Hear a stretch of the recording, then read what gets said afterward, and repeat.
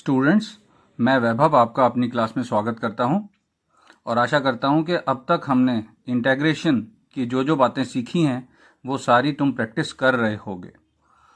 तो आज जैसा कि तुम देख रहे हो टॉपिक क्या है, प्रॉपर्टीज ऑफ डेफिनेट इंटीग्रल्स। हमने डेफिनेट इंटीग्रल्स को सॉल्व करना सीख लिया था और डेफिनेट इंटीग्रल से रिलेटेड एक फंडामेंटल थ्योरम की थी। वो क्या थी? Integral from a to b f x d x is equal to capital F of b minus capital F of a. और यहाँ पे कैपिटल एफ क्या है? Capital F actually small f का इंटीग्रल था।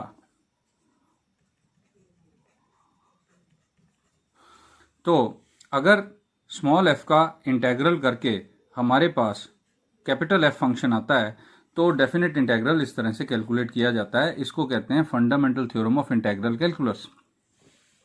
तो इस fundamental theorem of integral calculus के तहत हमारे पास कुछ रिजल्ट्स हैं कि हम उन डेफिनेट इंटीग्रल्स को सॉल्व कर पाएं जो आम तौर पर हमें लगता है कि सॉल्व नहीं हो पाएंगे। तो उनको हमने प्रॉपर्टीज का नाम दे दिया। तो मैं पहला रिजल्ट यानी कि पहली प्रॉपर्टी पे आता हूं। तो पहली प्रॉपर्टी है हमारी कि अगर कोई इंटीग्रल है हमारे पास from a to b f x d x और हम सिर्फ सब्सटीट्यूट कर देते हैं x is equal to t, यानी कि सिर्फ डमी वेरिएबल को हमने चेंज किया, तो इंटीग्रल और उसके रिजल्ट में कोई फर्क नहीं आता, वो एज इट इज बना रहता है। x की जगह t कर दो, t की जगह m कर दो, z कर दो, y कर दो, जो मर्जी करो। क्योंकि हम x को t पुट कर रहे हैं तो ये तो हमें साफ पता चल ही रहा होगा कि जब x a होगा तो t भी a हो जाएगा, जब x b होगा तो t भी b हो जाएगा। तो इसका मतलब ना तो लिमिट्स का चेंज हुआ और ना ही फंक्शन में चेंज आया, x की जगह t आ गया, तो रिजल्ट भी वही रहेगा। अब सेकंड प्रॉपर्टी है हमारे पास अगर इंटीग्रल है a to b f x d x और अगर हमने इंटीग्रल की लिमिट्स को इंटरचेंज कर दिया, b टू a कर दिया, तो क्या चेंज आ सकता है? इसमें डायरेक्शन का चेंज आ गया।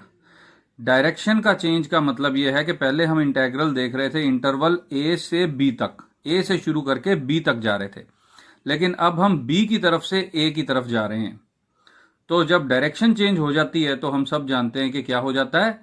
डायरेक्शन चेंज होने का मतलब है स्टूडेंट्स के प्लस का माइनस, माइनस का प्लस हो जाना। तो इसका मतलब ये अगर इसके बराबर हम रखेंगे तो माइनस के साथ रखेंगे।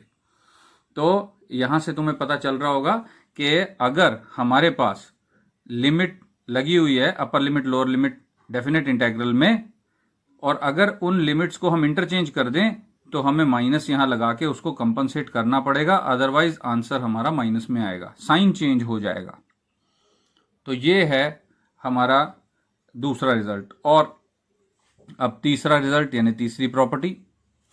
तो तीसरी प्रॉपर्टी है कि अगर हमने इंटीग्रल सेम कर दिया, यहां a की जगह भी b रख देते हैं, यानी एफ एक्स डी एक्स, ये तो नॉर्मल डेफिनेट इंटीग्रल होता है, लेकिन इसकी जगह अगर हम a टू a ही कर लें तो क्या होगा? अगर हम लोअर लिमिट और अपर लिमिट को सेम कंसिडर कर लें तो आंसर हमेशा 0 आएगा स्टूडेंट्स। क्यों? क्योंकि देखो यहां पे क्या हो जाएगा, F of A minus f of A cancel out. ये सारे रिजल्ट्स तुम इस फंडामेंटल थ्योरम में इस तरह से पुट करके देख सकते हो और इसको चेक कर सकते हो कि ये प्रॉपर्टीज करेक्ट हैं कि नहीं, यानी कि जिनको हम कहते हैं प्रूफ्स। इन प्रॉपर्टीज का एक्चुअली प्रूफ्स जो हैं वो तुम्हारे लिए उतनी इंपॉर्टेंट नहीं है जितना कि ये जानना कि इनको यूज कैसे करना है। तो इसलिए पहले तो हम इन प्रॉपर्टीज को जानेंगे कि ये प्रॉपर्टीज हैं क्या, और उसके बाद इनको हम लर्न करेंगे और फिर इनके ऊपर बेस्ड क्वेश्चन करेंगे जो कि हमारे बोर्ड के पेपर में आने हैं। तो 3 प्रॉपर्टीज हमने कर ली, अब चौथी प्रॉपर्टी करते हैं। चौथी प्रॉपर्टी है हमारी कि अगर हमारे पास एक इंटीग्रल है a से b f x d x, तो हम उस इंटीग्रल को 2 इंटीग्रल्स में चेंज कर सकते हैं, a to c f x d x plus c to b f x d x, जहां पर कि हमें ये पता है कि a जो है वो c से छोटा है और c जो है वो b से छोटा है। इसका मतलब क्या है, a और c के बीच में अगर कोई नंबर है तो उस नंबर पर हम एक इंटेग्रल को, एक डेफिनेट इंटेग्रल को दो डेफिनेट इंटेग्रल में चेंज कर सकते हैं। तो ये कैसे होगा, देखो तुम्हें मैंने समझाया था डेफिनेट इंटेग्रल के जो इंट्रोडक्शन दी थी जब बेसिक्स करवाए थे, कि डेफिनेट इंटेग्रल एक्चुअली एरिया होता है। तो एरिया हम पहले देख रहे थे, ए से लेके बी तक सारा एरिया कैलकुलेट कर रहे थे। यहां पे क्या हो रहा है, ए से लेके सी तक हो रहा है एरिया कैलकुलेट, फिर सी से लेके बी तक हो रहा है एरिया कैलकुलेट। तो ये दोनों एरियाज का सम एक्चुअली इस एरिया के बराबर ही आएगा। ये जो प्रॉपर्टी है इस तरह से भी समझी जा सकती है। और अगर तुमने फंडामेंटल थ्योरम में पुट करना है तो इसमें f of b minus f of c plus f of c minus f of a करोगे तो एफ ऑफ सी कैंसिल हो जाएगा। मतलब इसमें पुट करके भी तुम इसको चेक कर सकते हो कि ये बिल्कुल करेक्ट है और समझ सकते हो कि ये प्रॉपर्टी हमारे पास कैसे आई। चलो अगली प्रॉपर्टी देखते हैं, property number 5। A to b f x d x हमारे पास एक फंक्शन है, इंटेग्रल हम कर रहे हैं इस फंक्शन का। तो ये इंटेग्रल बिल्कुल उसके बराबर ही रहेगा अगर हम ए टू बी और फंक्शन में x की जगह a plus b minus x put कर देते हैं तो ये दोनों इंटेग्रल सेम आएंगे। मैंने किया क्या है, x की जगह a plus b minus x put कर दिया है, मतलब सब्सटीट्यूट कर दिया है। लेकिन सब्सटीट्यूशन के जितने भी स्टेप्स होते हैं उनको करने की जरूरत नहीं है, हम डायरेक्टली इस इंटेग्रल को इस इंटेग्रल के बराबर लिख सकते हैं और हमारे पास रिजल्ट जो आएगा करेक्ट आएगा। अगर हम इसको यूज करने के बारे में सोचें तो देखो कैसे इसको यूज करते हैं। मान लो एक इंटेग्रल है हमारे पास π/6 to π/3 sin x dx।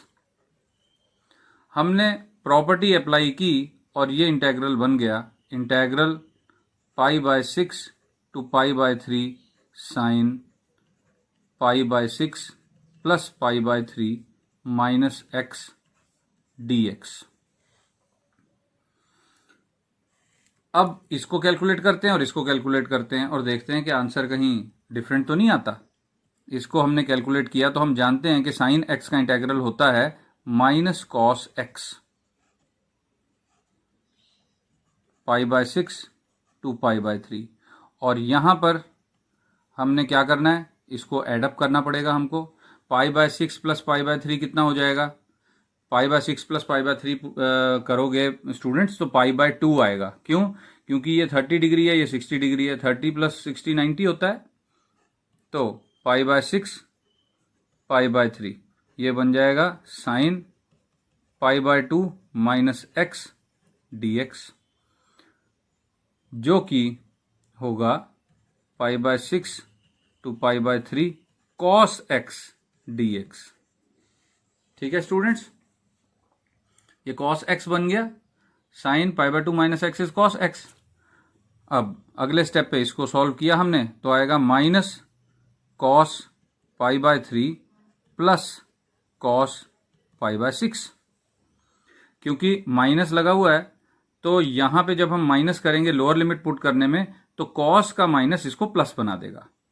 अब इसको इंटेग्रेट किया हमने तो cos का इंटेग्रल होता है sine x π/6 to π/3 is equal to कितना हो जाएगा, साइन π/3 माइनस साइन π/6। अब माइनस कॉस π/3 की वैल्यू क्या होगी, cos π/3 कितना होता है, यानी cos 60 होता है 1/2 प्लस cos 30 होता है √3/2। और ये कितना हो जाएगा, cos 30 नहीं साइन 60 हो जाएगा √3/2 माइनस साइन 30 1/2। तो देखो ये सेम रिजल्ट आ गया। अब भाई माइनस अगर इधर लिखा हुआ है तो क्या फर्क पड़ता है, कोई चेंज नहीं होना चाहिए इसमें तो, क्योंकि एडिशन जो है वो कम्यूटेटिव होती है। तो इस तरह देखो हमारा जो ये रिजल्ट है ये स्टैंड करता है, ये करेक्ट रिजल्ट है। तो अगली प्रॉपर्टी की तरफ चलते हैं। ये जो हमारी प्रॉपर्टी है ये है तो प्रॉपर्टी नंबर 5 की तरह ही बिल्कुल वही प्रॉपर्टी है, लेकिन वो प्रॉपर्टी नंबर 5 का एक स्पेशल केस के तौर पे हम लेते हैं इस प्रॉपर्टी को, जहां पर लोअर लिमिट 0 हो जाए और अपर लिमिट b की जगह हम a ही लिखेंगे फिर। तो 0 to a fx dx, अगर ये इंटेग्रल है तो हम इसको लिख सकते हैं 0 to a f of a minus x d x. ये सेम प्रॉपर्टी है, देखो a प्लस 0 माइनस एक्स लिखा है ना मैंने, जैसे पिछली प्रॉपर्टी में a plus b minus x कर रहे थे। अब तुम कहोगे सर ये क्या है, ये तो पिछली प्रॉपर्टी ही करवा रहे हो आप। असल में 0 to a में ये इतना ज़्यादा यूज होता है कि हमें ये रिजल्ट उसकी करोलरी या उसके स्पेशल केस के तौर पे याद नहीं होना चाहिए, ये रिजल्ट एज इट इज याद होना चाहिए, इसलिए हम अलग से इसको मेंशन करते हैं। तो ये बिल्कुल वही रिजल्ट है, लेकिन उसका स्पेशल केस किस तरह से है, जहां लोअर लिमिट 0 हो। तो आई थिंक मैं क्लियर हूं, इसमें तुम्हें समझ में आ गया होगा। तो ऐसा करते हैं, अब अगली प्रॉपर्टी देखते हैं, प्रॉपर्टी नंबर 7। इंटेग्रल अगर हमारे पास है 0 to 2a fx dx, तो हम लिमिट्स को थोड़ा सा चेंज करके क्वेश्चन को अगर इजी बनाना चाहें तो ये बन सकता है 0 to a f of x dx। हम अपर लिमिट को हाफ करके यहां ट्वाइस कर देंगे तो ये सेम रिजल्ट देगा, लेकिन इसकी भी एक कंडीशन है। इसकी कंडीशन ये है कि ये तभी होगा जब f of 2a minus x जो है वो हमारे पास f ऑफ x के बराबर रहे, अदरवाइज नहीं होगा ये। तो अगर अदरवाइज हो क्या सकता है, अदरवाइज हो सकता है कि f of 2a minus x minus f x के बराबर अगर आए तो क्या होगा, तो इस इंटेग्रल की वैल्यू 0 हो जाएगी। कब 0 हो जाएगी, अगर f of 2a minus x is equal to minus f x हो जाए। तो क्योंकि ये दो रिजल्ट आ रहे हैं तो हम इसको इस इक्वेशन को ऐसे करके लिखेंगे ताकि हमें समझ में आ सके कि ये इंटेग्रल इसके बराबर हम लिख सकते हैं, लेकिन कब, जब फंक्शन किस टाइप का हो, फंक्शन इस टाइप का हो। और ये इंटेग्रल की वैल्यू 0 हो जाएगी जब ये फंक्शन इंटेग्रेंड किस टाइप का हो, इस टाइप का हो। लेकिन जरूरी नहीं है स्टूडेंट्स कि दो ही टाइप के इंटीग्रेंड्स होते हैं। कई बार ऐसा भी होता है कि f of 2a minus x ना तो fx बना और ना ही माइनस fx बना, तो उसमें हमको इसको इंटेग्रेट करना पड़ेगा बगैर प्रॉपर्टी लगाए। तो ये तुम्हें पता होना चाहिए। तो चलो अगली प्रॉपर्टी करते हैं, प्रॉपर्टी नंबर 8। तो प्रॉपर्टी नंबर 8 हमारे पास है कि अगर हमारे पास कोई ऐसा डेफिनेट इंटेग्रल है जो -a to a है fx dx, तो उसकी वैल्यू क्या आएगी। तो स्टूडेंट्स उसकी वैल्यू या तो हो सकती है twice 0 to a fx dx, मतलब हमारे लिए ये मुसीबत कम हो जाती है कि हम माइनस का जो लोअर लिमिट है वो पुट करें इंटीग्रेशन के बाद। 0 अगर हम लोअर लिमिट ले लेते हैं तो इंटेग्रल को सॉल्व करना आसान हो जाता है। तुमने देखा ही होगा अब तक क्वेश्चंस में कि 0 अगर लोअर लिमिट हो तो इंटेग्रल थोड़ा आसान हो जाता है, तो उसी के लिए ये प्रॉपर्टी बनाई गई है। लेकिन ये twice of 0 to a fx dx तब बनेगा ये वाला इंटेग्रल जब हमारे पास फंक्शन किस टाइप का हो, f is an even function. अगर f इवन हो, और अगर इवन फंक्शन नहीं है, ऑड फंक्शन है, तो हमारे पास आएगा 0 इफ f इज ऑड। इसके भी हमारे पास दो वैल्यूज आती हैं। ठीक है स्टूडेंट्स। अब तुम कहोगे कि सर हमने तो नंबर सुने थे ऑड इवन, अब ये फंक्शन ऑड और इवन क्या है। चलो उनकी बात करने से पहले मैं ये बता देता हूं तुमको कि स्टूडेंट्स जरूरी नहीं है कि हर फंक्शन या तो इवन हो या ऑड हो। ऐसे भी फंक्शन होते हैं जो ना तो ऑड होते हैं और ना ही इवन होते हैं। तो दो कैटेगरीज होंगी तभी ये रिजल्ट इस तरह से हम यूज कर सकते हैं। अगर फंक्शन ना इवन हो ना ऑड हो तो हमको इसको एक्चुअल इंटीग्रेशन बगैर प्रॉपर्टीज के करनी पड़ेगी। तो अब हम बात करते हैं कि फंक्शन इवन कब होगा और ऑड कब होगा। इवन फंक्शन की डेफिनेशन क्या है? If f of minus x is equal to f of x, then f is even। और ये तो हो गई इवन फंक्शन की डेफिनेशन। ऑड फंक्शन क्या होता है? If f of minus x is equal to f of x, then f is an odd function। तो हम एग्जाम्पल भी लेते हैं इसके। फंक्शन कंसीडर करो x पावर 5। अब इसमें हम f of minus x put कर देते हैं। क्या आ जाएगा? माइनस एक्स की पावर 5, मतलब माइनस एक्स पावर 5। क्योंकि माइनस की पावर ऑड है तो माइनस बाहर आ जाएगा। अब ये क्या बन गया? माइनस एक्स पावर 5, यानी कि माइनस एफ ऑफ एक्स। तो ये ऑड कैसे बना? ये माइनस बाहर क्यों निकला? क्योंकि पावर ऑड थी। तो तुम्हें यहां पे अब समझ जाना चाहिए कि एक्स की ऑड पावर्स जो होती हैं वो ऑड फंक्शन होती हैं। तो ये ऑड फंक्शन हो गया। अब इसी तरह अगर हम एफ एक्स कंसिडर करें, एक्स की कोई इवन पावर कंसिडर करें, मान लो 12, तो अगर हम F of minus x consider करें तो माइनस एक्स की पावर 12 हो जाएगा। यहाँ पे ये x की पावर 12 हो जाएगा, क्योंकि माइनस की 1 की पावर इवन हो गया।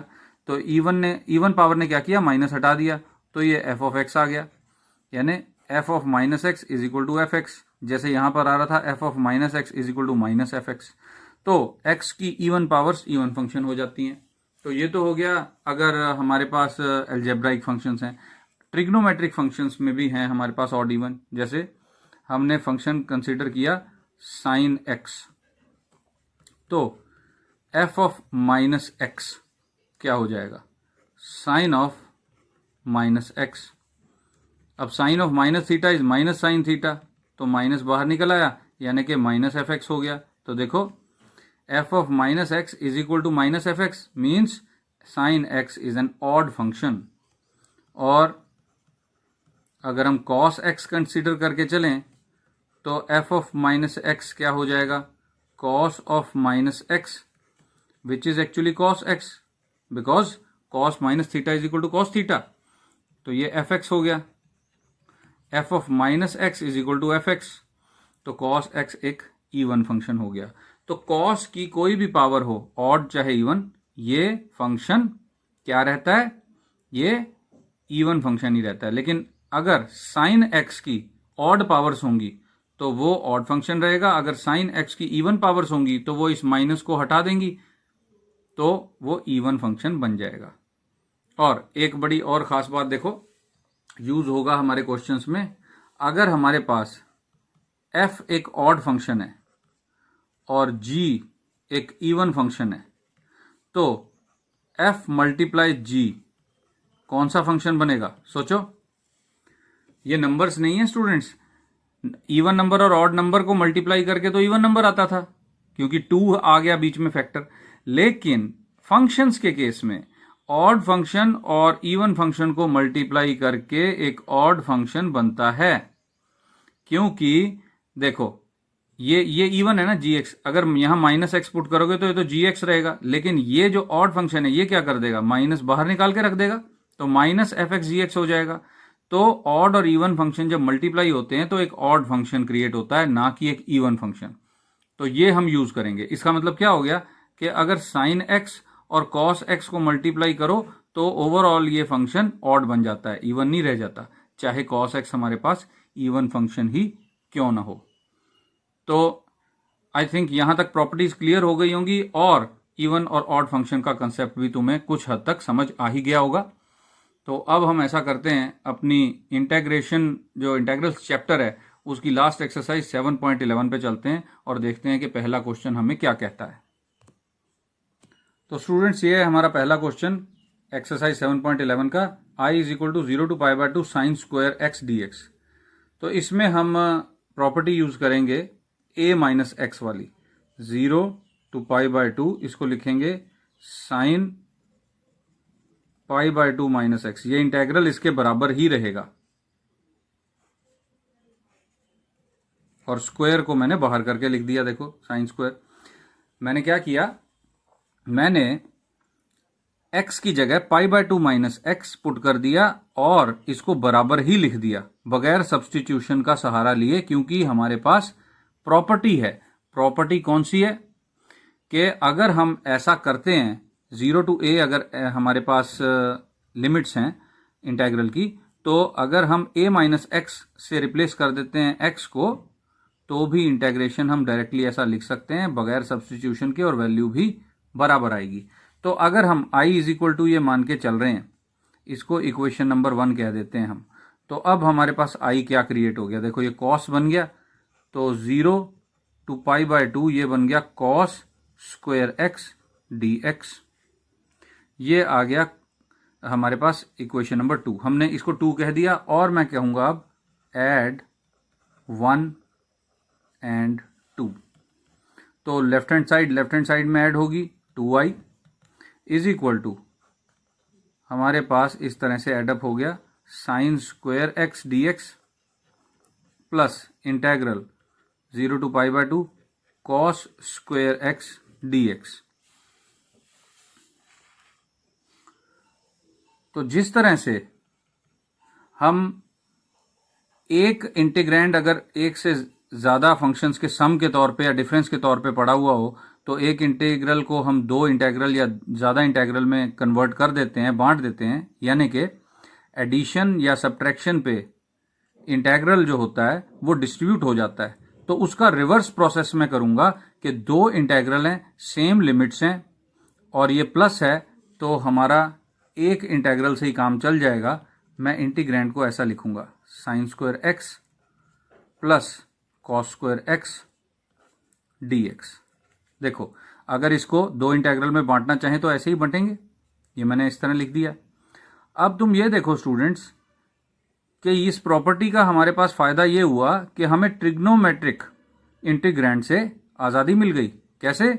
Sine square x plus cos square x तुम सब जानते हो कितना होता है, 1 होता है, 10th क्लास में भी किया है। तो ये इंटीग्रल हमारा इतना आसान हो गया, यानी एक्चुअल इंटीग्रल का प्रोसेस कंप्लीट करने में जो इंटीग्रेशन करते हैं जिस स्टेप पर, वो स्टेप बहुत ही आसान हो गया। तो 2i इज इक्वल टू कितना आ जाएगा, x 0 टू पाई बाय 2, हमारे पास आ गया पाई बाय 2 माइनस 0, यानी कि ये आ गया पाई बाय 2। 2i की वैल्यू पाई बाय 2 है, तो इंटेग्रल की वैल्यू कितनी आ गई, i इज इक्वल टू 2 से डिवाइड कर दिया तो पाई बाय 4।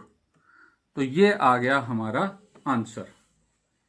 अब हम ऐसा करते हैं, इसी से रिलेटेड इसी एक्सरसाइज का एक क्वेश्चन और है।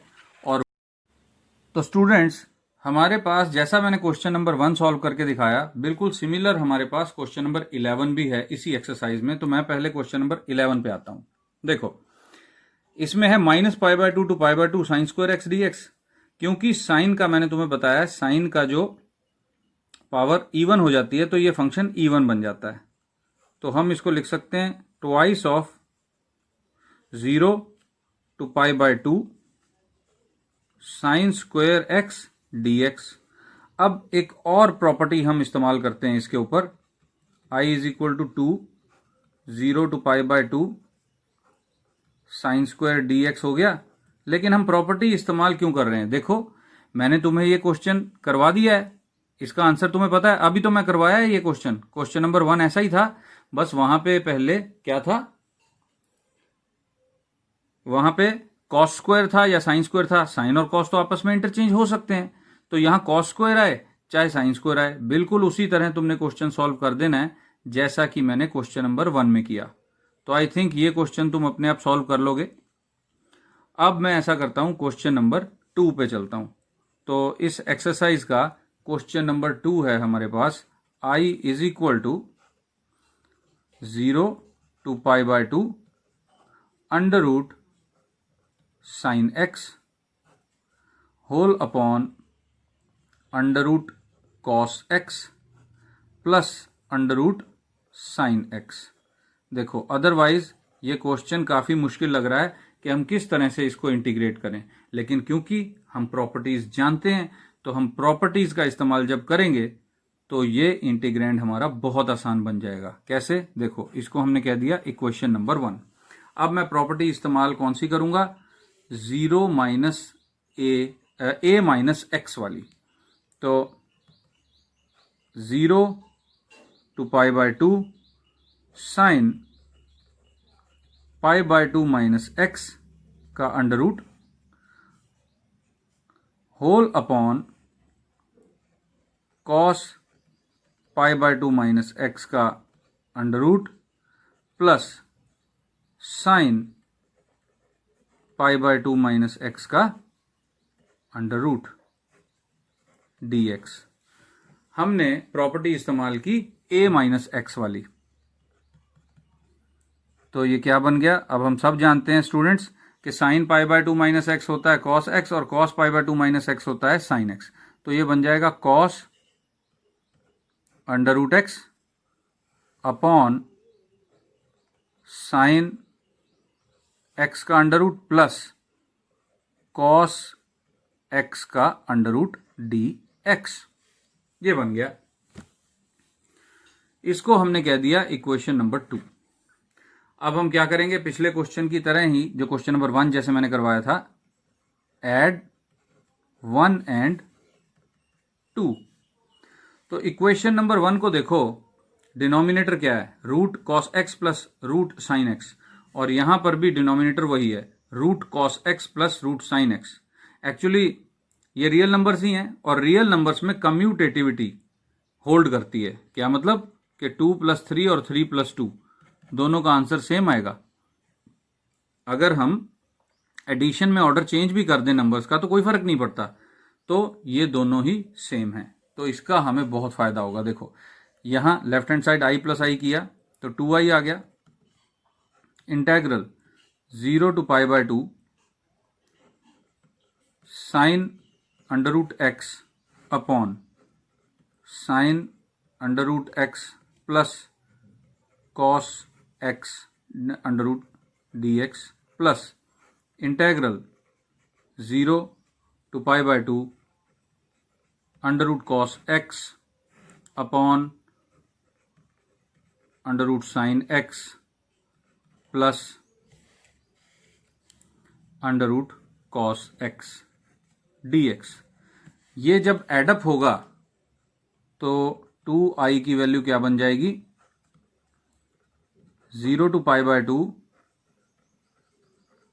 Under root sine x plus under root cos x whole upon under root sine x plus under root cos x. ठीक है स्टूडेंट्स, सेम बन गया ना, क्योंकि देखो डिनोमिनेटर तो सेम है, यानी एलसीएम यही आ गया। तो जब ये दोनों ऐड हुए तो सेम बन गए। तो अब ये कैंसल आउट हो गए, 1 बन गया। तो ये बन गया 0 to पाई बाय 2 dx। ये कैंसल आउट हो गया, 1 हो गया। तो 2i की वैल्यू क्या हो गई? इंटेग्रल 1 का हो गया x, 0 to pi by 2 means pi by 2 minus 0 is equal to pi by 2। तो i की वैल्यू क्या आ गई? 2 से इसको डिवाइड कर दिया, पाई बाय 4। तो एक बार फिर देख लो स्टूडेंट्स, ये क्वेश्चन बहुत इंपॉर्टेंट क्वेश्चन है। ये 1 मार्क में 2 मार्क में आ ही जाता है। हमने क्या किया? इसमें ये प्रॉपर्टी लगाई a माइनस एक्स वाली। तो साइन कॉस और कॉस साइन आपस में इंटरचेंज हो गए। फिर हमने पहली जो इंटेग्रल की इक्वेशन थी वो और जो चेंज करके बनी इंटेग्रल की इक्वेशन, दोनों को एडअप किया तो लेफ्ट हैंड साइड 2i बन गई। और दोनों इंटेग्रल जब प्लस हुए तो हमने देखा कि इंटीग्रैंड तो 1 बन गया, कैंसल आउट हो गया। तो उसको इंटेग्रल करना कोई खास मुश्किल काम नहीं था। तो स्टूडेंट्स, बिल्कुल इसी तरह इस एक्सरसाइज का क्वेश्चन नंबर 3 और क्वेश्चन नंबर 4 ये तुमने अपने आप करने हैं।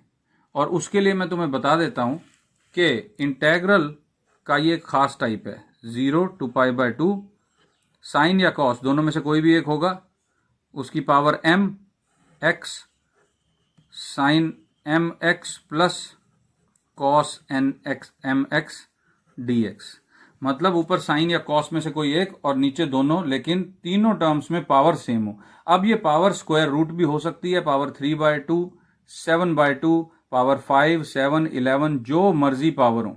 बिल्कुल इसी तरह करना है सॉल्व, और आंसर भी इसका हमेशा क्या आएगा, π/4 ही आएगा। ये तुम्हें पता होना चाहिए। तो आई थिंक क्वेश्चन नंबर हमने 1 कर लिया, 11 भी मैंने तुमको बता दिया सिमिलर है। क्वेश्चन नंबर 2, 3 और 4 भी हमने डिस्कस कर लिया। तो तुम इस टाइप के क्वेश्चंस को सॉल्व कर सकते हो। और अब मैं वैभव ये क्लास खत्म करने की इजाजत चाहूंगा। तुमने अब तक जितनी भी प्रॉपर्टीज सीखी हैं, हमने ये प्रॉपर्टीज सीखी थी, ये प्रॉपर्टीज तुमने याद करनी है, लिखनी है, और इससे रिलेटेड तुमने एग्जाम्पल्स तो करने ही हैं, और जो क्वेश्चन तुम्हें दिखाई दें बुक में वो भी सॉल्व करके देखो, सीखो इसको अच्छी तरह। और हम कोशिश करेंगे कि अगले अपने क्लास में इससे थोड़ा और आगे चलें और डेफिनेट इंटीग्रल की प्रॉपर्टीज को और अच्छी तरह समझें। तो स्टूडेंट्स, हम अब अगली क्लास में मिलेंगे। वैभव की तरफ से best of luck and thank you.